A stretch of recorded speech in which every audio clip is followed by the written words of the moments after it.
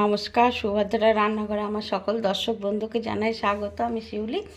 আজকে আমি তো দেখো কাঁচা আম নিয়ে এসেছি। তো কাঁচা আমের প্লাস্টিক চাটনি বানাবো। তো প্লাস্টিক চাটনি বানানোর জন্য আমি আমগুলো আগে প্রথমে রেডি করে নেব, ছাড়িয়ে ছুলে তারপরে তোমাদের দেখাচ্ছি আমি কিভাবে চাটনিটা বানাবো। দেখো আমার আমটা গ্রেট করা হয়ে গেছে। এবারে আমি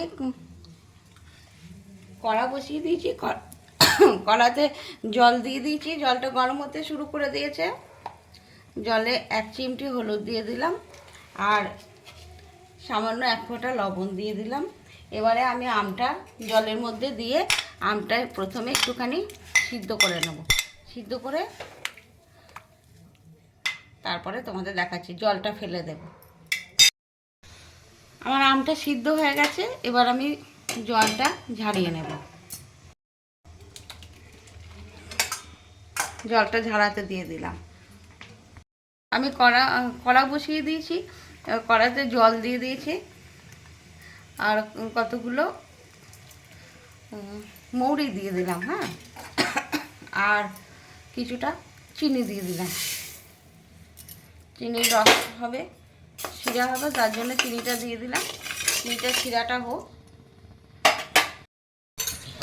আমার চিনি শিরাটা দেখো খুব সুন্দর হয়ে গেছে। এবারে আমি আমটা যেটা সিদ্ধ করে রেখেছিলাম আমটা দিয়ে দিলাম।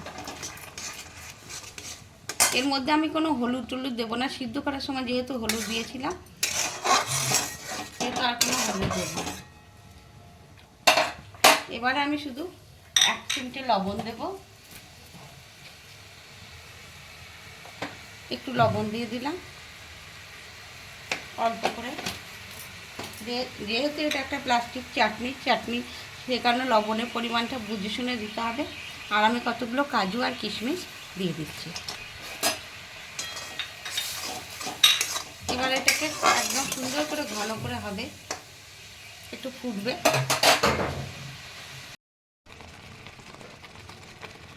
আমার আমের চাটনি রেডি। এবার আমি গ্যাসটা অফ করে দেব। একদম হয়ে গেছে, দেখো তলা দেখা যাচ্ছে, মানে রস মানে পাকটা রেডি হয়ে গেছে। এবার আমি গ্যাসটা অফ করে দিচ্ছি এবং কিছুক্ষণ স্ট্যান্ডিং টাইমের জন্য রাখবো, রেখে তারপরে সার্ভ করে দেবো। তোমরা আমি যেভাবে বানিয়েছি সেইভাবে অবশ্যই একবার বানাবে, বানিয়ে খেয়ে দেখবে। বানানো ভীষণই ইজি। পরোটার সাথে, লুচির সাথে, রুটির সাথে, আর ভাতের শেষে আমরা বাঙালি চাটনি তো খুবই ভালোবাসি।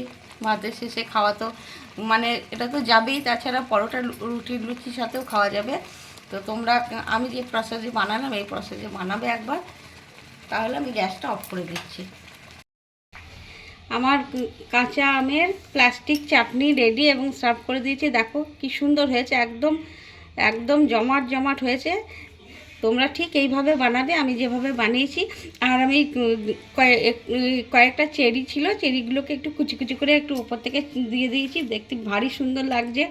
যাই হোক, তোমরা এভাবে বানিয়ে খেয়ে আমাকে কমেন্ট করে জানাবে। তোমরা সবাই ভালো থাকবে, সুস্থ থাকবে। তোমাদেরকে সকলকে অসংখ্য ধন্যবাদ, অনেক ভালোবাসা এবং আমার সাথে এবং আমার পাশে থাকার জন্য।